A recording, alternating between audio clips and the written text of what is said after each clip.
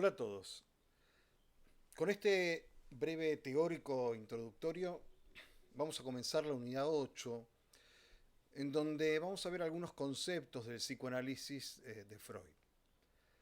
Ustedes ya abordaron la cuestión de la historia del nacimiento del psicoanálisis en el seminario de psicoterapia y del pasaje que realizó Freud por los diversos métodos hasta llegar a la asociación libre. Esto es, sus comienzos con la hipnosis en colaboración con Breuer, al pasaje al método catártico, la imposición de manos, y así hasta llegar al método propio del psicoanálisis, que como dije es la asociación libre. Los cambios técnicos que Freud fue realizando sobre el método repercutieron en la teoría y obligaron a Freud a introducir nuevos conceptos. Para esto, Freud debió realizar una serie de maniobras explicativas, a veces muy audaces. Dado que no existía un vocabulario propio, debió construir uno a la par que desarrollaba la teoría. Por eso cuando trata Freud de describir lo que se encuentra en la clínica, muchas veces utiliza términos o analogías tomadas de otras disciplinas. Por ejemplo, cuando comienza a desarrollar su noción de inconsciente, intenta definirlo por dos vías. Una es la que es llamada la vía tópica o la definición tópica y la otra es la dinámica. Esto es, por un lado, como lugares, instancias de lo psíquico, y por otro como fuerzas, como energías psíquicas. Estas metáforas o analogías son herramientas explicativas que usa Freud, como dijimos, para dar cuenta de lo que se encuentra en la clínica. Por ejemplo, se puede pensar que durante la aplicación del método de la hipnosis, las preguntas eran, digamos, ¿a dónde fueron a parar aquellos recuerdos que se olvidaron? ¿No? El ejemplo de la experiencia que él en Francia tuvo con Charcot, lo que aprendió, digamos, de la hipnosis. Implicaría una idea de dónde fue a parar aquello que la conciencia olvidó. Por lo tanto, debe existir, lógicamente, otra instancia psíquica que no es la conciencia, en donde estas representaciones mnémicas fueron alojadas. Y a su vez, ¿cuál es la fuerza que desaloja, empuja hacia afuera de la conciencia a estas representaciones que más adelante van a ser consideradas traumáticas? Digamos, ¿dónde está esa fuerza? O sea, es una energía psíquica que claramente no es consciente. Entonces, la existencia de una instancia psíquica no consciente quedó demostrada por la aplicación, en principio, del método hipnótico, ¿no? O sea, ya el método hipnótico da cuenta de la existencia de otra instancia que no es la conciencia, en lo psíquico. Y también de la existencia de fuerzas y cargas afectivas que se asientan más claramente como concepto teórico a partir de la aplicación del cambio de la hipnosis por el método catártico, ¿no? La idea de catarsis o de abreacción tiene que ver con un tipo de descarga, pensando el afecto como una energía. La catarsis es una manifestación física de una energía psíquica que más adelante en la teoría lo vamos a relacionar con las pulsiones. Avancemos un poco más. Entonces nos queda como una especie de primer tópica, que es un ejemplo para explicar que hay algo más allá de la conciencia y de lo susceptible de ser consciente o preconsciente, que se llama inconsciente, ¿no? La conciencia más o menos la tenemos, después vamos a ver que en Freud va a significar otras cosas un poquito más adelante, pero tomemos el concepto clásico de conciencia. A esto Freud le agrega algo muy interesante, que es la noción de preconsciente, la idea de aquello que es susceptible de ser consciente, ¿no? Aquello que no está en este momento actual en mi conciencia, pero puedo convocar, ¿no? Por ejemplo, si yo preguntara, bueno, ¿cuál es el nombre de tu mascota? Bueno, tal vez en este momento no está en tu conciencia, tal vez ni siquiera tengas mascota, pero si la tuvieras, ¿no? Vendría a tu conciencia. Eso donde está como representación psíquica, bueno, está alojado en lo preconsciente, lo susceptible de pasar a la conciencia. La hipnosis dio la pista, ¿no? ¿Por qué los sujetos hipnotizados olvidaban lo acontecido bajo el influjo de esta sugestión hipnótica? ¿Dónde quedaban alojados estos recuerdos que no estaban ya en la conciencia al despertar del trance hipnótico y no eran susceptibles de ser consciente fácilmente? Entonces, a partir de estas hipótesis, Freud empieza a describir un aparato, ¿sí?, que él llama aparato psíquico. Aparato también es otra metáfora u otra analogía, formado por lugares, por instancias psíquicas, en donde se alojarán o desalojarán representaciones y existirán fuerzas o cargas, como cargas eléctricas, que llamaremos cargas afectivas. Aquello desalojado de la conciencia por cierto esfuerzo, por cierta fuerza no consciente, se alojará en otra instancia. Vemos así como comienzan a articularse ambas definiciones. Lo psíquico como un conjunto de instancias, es decir, de lugares, explicación tópica, y de fuerzas, o sea, explicación dinámica. En este ejemplo esquemático, los lugares o instancias psíquicas serán lo consciente, lo preconsciente y lo inconsciente, aquello que llamamos la primer tópica, y a su vez las fuerzas en juego serán, por ejemplo, en este esquemita, la represión como esfuerzo de desalojo y la resistencia como contracara de la represión, o sea, una barrera que trata de impedir que lo desalojado de la conciencia retorne a ella. Bien, si lo desalojado de la conciencia quiere retornar, debe hacerlo de tal forma, hipotetiza Freud, que la conciencia no se anoticie de su retorno, porque si no volvería, ¿no?, a aplicarse el método de desalojo, digamos, el proceso de desalojo o la fuerza de desalojo.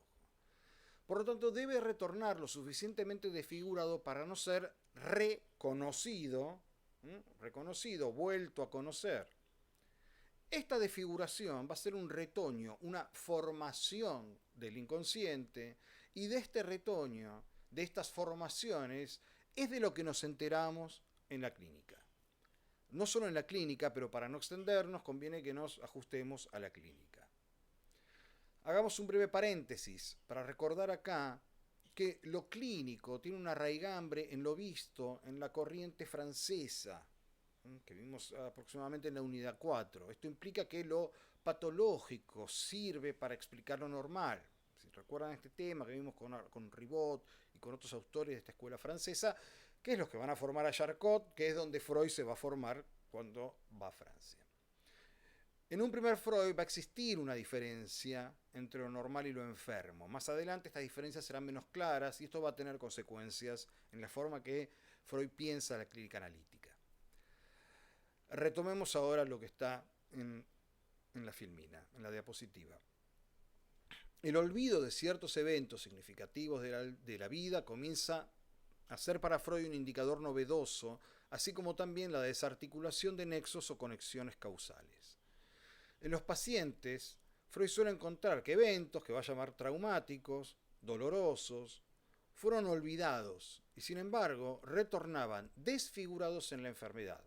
O, si eran recordados, no aparecían en la conciencia con sus nexos afectivos. Estos olvidos son nucleares en la neurosis. De aquí pueden desprenderse dos conceptos muy iniciales en el desarrollo teórico del psicoanálisis: la represión, esfuerzo de desalojo, y la resistencia, la otra cara de la represión, que es la fuerza que mantiene a lo reprimido desalojado de la conciencia. Por lo tanto, todo retorno de lo reprimido, toda formación del inconsciente va a estar desfigurada para eludir la fuerza de la resistencia. Y es lo que se encuentra efectivamente en la clínica. Freud en algún momento comenta que solo a partir del abandono de la hipnosis pudo dar cuenta de la resistencia, porque la hipnosis es una forma de eludir la resistencia. Sin embargo, con las resistencias hay que trabajar, no eludirlas, ¿sí? Por eso vamos a ver la aplicación del método de la asociación libre, el abandono de la hipnosis, del método catártico, de la imposición de manos, de todos los métodos previos, por el método de la asociación libre, que permite hacer algo nuevo. ¿Qué es hacer esto nuevo? Hacer consciente lo inconsciente.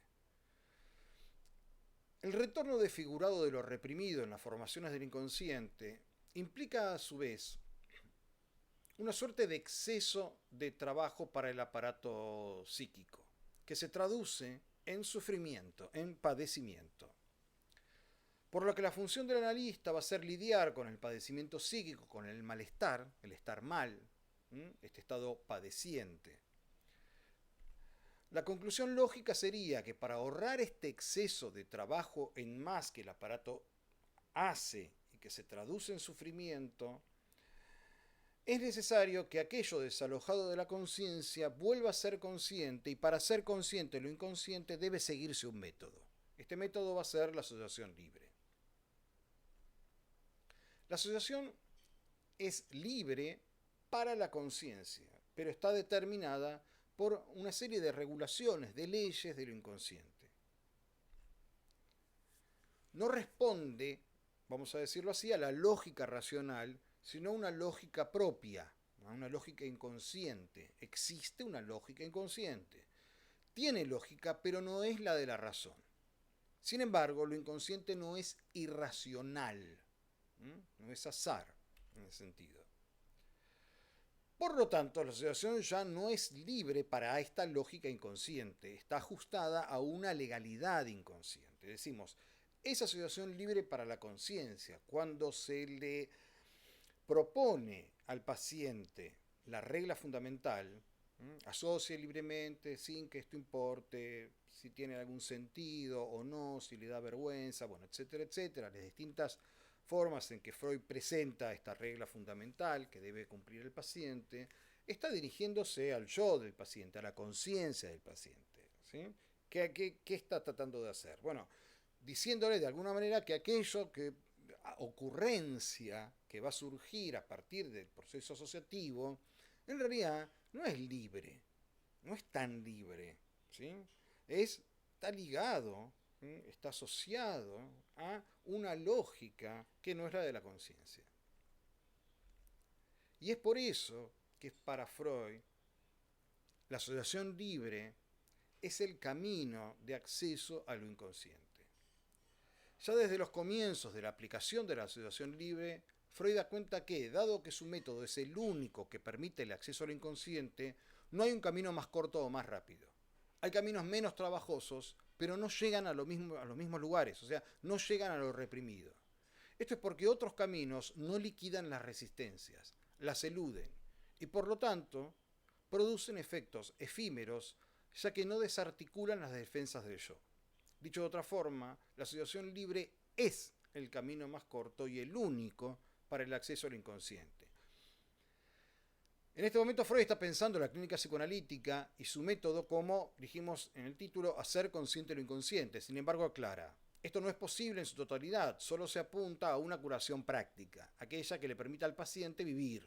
Esto es amar y trabajar, va a decir en un momento, o en otro momento va a llamarlo un restablecimiento de rendimiento y goce. La interpretación analítica bajo la premisa de hacer consciente lo inconsciente es un camino que va de la desfiguración, del retorno de lo reprimido, a lo desfigurado de lo inconsciente, de la formación de lo inconsciente al contenido, al, digamos, en términos de un primer Freud, al recuerdo olvidado. Cuando planteamos las fuerzas inconscientes que juegan en el aparato psíquico, nombramos la represión y su contracara, la resistencia, como defensas frente a lo traumático.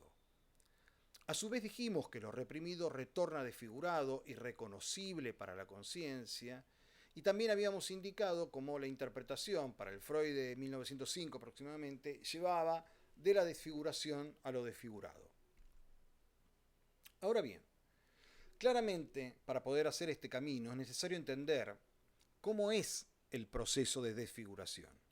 Sabemos que toda formación del inconsciente, los síntomas, los sueños, los lapsus linguae, los olvidos, etc., son desfiguraciones, formaciones del inconsciente que están en el lugar de otra cosa, es decir, formaciones sustitutivas. Aparecen en el lugar de aquello que no puede aparecer porque no puede atravesar en forma directa la barrera de la resistencia. El síntoma, por ejemplo, como formación sustitutiva, está en el lugar de otra cosa. Es una desfiguración que debe satisfacer en cierta medida a dos amos. Por un lado, debe mantener desalojado de la conciencia lo reprimido y a la vez debe intentar satisfacerlo. Como la barrera de la resistencia evita que se satisfaga por la vía que Freud va a llamar normal, aquello reprimido se desfigura para sortear la barrera, es decir, se cifra, se disfraza.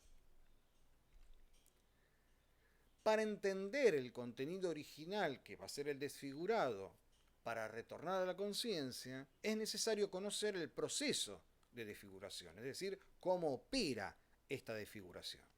Este proceso de desfiguración es lo que Freud llama proceso primario y lo caracteriza con dos mecanismos fundamentales: la condensación y el desplazamiento. Estos mecanismos se dan en toda formación del inconsciente. Y de ahí se puede pensar, como indica el texto que tienen para leer, en el chiste, el vínculo entre chiste y sueño. Si el chiste produce placer en tanto satisface, lo hace por la vía del proceso primario, por la vía de la desfiguración. Por lo tanto, es formación sustitutiva, igual que el sueño, y agreguemos que el síntoma. Se articula así: placer, satisfacción, formación sustitutiva, es decir, desfiguración. Como dijimos, toda formación del inconsciente implica desfiguración y satisfacción. En el caso del sueño, por ejemplo, la interpretación deberá ir desde el contenido manifiesto, que es el recuerdo del sueño, hacia los pensamientos oníricos latentes vía la asociación libre. Es decir, la técnica psicoanalítica va, como dijo Freud, de las desfiguraciones, en este caso el contenido manifiesto del sueño, hacia lo desfigurado, los pensamientos oníricos latentes. Por lo tanto, es fácil comprender que estos pensamientos oníricos latentes fueron desfigurados para manifestarse como contenido del sueño. A esta desfiguración onírica, Freud la llamó, en el caso del sueño, trabajo del sueño. Y esto es lo que agrega la extrañeza que nos provoca el recuerdo del sueño. Hay un trabajo de desfiguración. Dicho de otra forma, el sueño es a la vez que extraño lo más íntimo. Esta duplicidad es la que Freud llamó escisión psíquica. Lo psíquico está dividido, en principio, en la primera tópica, entre consciente e inconsciente. El sujeto que le interesa al psicoanálisis, el sujeto que aborda el psicoanálisis, es un sujeto escindido. Es como en el sueño, si el que sueña nada sabe del sueño, o dicho de otra manera, en lo psíquico no es lo mismo el que produce el sueño, lo que llamaríamos el sujeto del inconsciente, de quien lo padece, de quien lo sueña, que sería el yo. ¿Sí? En esa escisión entre el sujeto del inconsciente y el sujeto de la conciencia. El que recuerda el contenido manifiesto es el sujeto de la conciencia. El que produce la desfiguración psíquica no es otro sujeto, soy yo, ¿sí? Pero no el mismo yo de la conciencia, sino un sujeto del inconsciente. Como vimos al comienzo, la barrera de la represión es la misma que la que divide al sujeto del inconsciente del yo consciente. En el caso del sueño, por medio del trabajo del sueño, ¿no? En la primera tópica habíamos visto que esta barrera de la represión separa al sistema consciente-preconsciente de lo inconsciente. Ahora bien, como dijimos en el texto del chiste que tienen para leer, Freud se toma el trabajo, el laburo de articular, ¿no?, este trabajo del sueño con los mecanismos de formación del chiste. Estos mecanismos van a ser los mismos que en el sueño y en el chiste, y por extensión en toda formación del inconsciente, que son condensación, esfuerzo de juntura, lo llaman en el texto, y más adelante le va a atribuir una especie de sobredeterminación de sentido, esto es muy importante, ¿sí? Es una sumatoria de sentido. Por otro lado, el desplazamiento, que es un descentramiento que se puede atribuir una especie de pérdida de sentido, ¿no? Esto Freud dice, se pasa de representaciones importantes a representaciones no importantes, hay un desplazamiento de sentido. Entonces, estos dos mecanismos, condensación y desplazamiento, que dan cuenta del proceso primario, aparecen en toda formación del inconsciente. Cuando Freud habla del chiste, Del chiste que nos habla Freud en el chiste, vamos a decirlo así, en el texto del chiste y su relación con el inconsciente, no es el chiste típico del humorista. Freud se remite a este chiste que dice, y cito textual, que en un momento antes no sabe que el sujeto hará. Es lo que otros autores han traducido como agudeza, un chiste que brota de golpe, es breve, es un chiste que irrumpe, en ese sentido es pensable como formación del inconsciente. El chiste en este sentido nos permite anudar claramente el inconsciente con la palabra, o como Freud llama en el texto, con el juego de palabra, o con el juego con la palabra. Lo que es más claro porque enlaza lo inconsciente, el lenguaje y la satisfacción. ¿Sí? El chiste produce una satisfacción en el juego con la palabra. Existe un sentido en el sinsentido. Tal vez los chistes del libro del chiste, por estar traducidos del alemán y por ser bastante antiguos, del siglo XIX, tal vez hoy no sean tan graciosos, ¿no? Pero en todos estos chistes, como el familionario o el de tomar un baño, está este desplazamiento, esta condensación de sentido, ¿sí? Tomar un baño condensa, ¿no? Bañarse y a la vez llevárselo. Por eso el chiste dice, has tomado un baño, no sé, ¿dónde lo dejaste? ¿No? Por ejemplo, o quién lo tiene, ¿no? Como si alguien lo hubiera tomado y se lo hubiera llevado, ¿no? Ahí hay una condensación de sentido de la palabra tomar. Entonces, toda formación del inconsciente tiene esta característica también en relación con el lenguaje. Y con la existencia de una ganancia de placer, que en el chiste es muy obvia, ¿no? Porque nos causa gracia. Hay una ganancia de placer en este juego de palabras. Entonces, así como en el chiste, toda deformación del inconsciente, dijimos, es una satisfacción sustitutiva. Sustituye lo reprimido y se obtiene una ganancia de placer. Bueno, vamos a dejar por ahora acá. En el próximo teórico retomaremos a partir de los conceptos de satisfacción y ganancia de placer para anudarlos con la noción de sexualidad en psicoanálisis. Nos vemos la próxima.